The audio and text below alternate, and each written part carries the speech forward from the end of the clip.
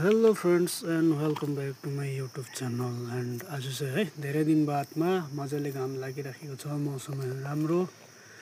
मेरो चाहिँ फुलमा अलिकति झार आएछ, यहाँनिर याद गरेकै थिइनँ है। थुप्रो दिन भएको थियो पानी परेर फुलहरू स्याहार्न नपाएको, त्यसले गर्दाखेरि चाहिँ आज अलिअलि फुललाई गोडगाड गरौँ भनेर चाहिँ हेरेको। यहाँ हेर्नुहोस् न कस्तो साह्रो झार आएछ है।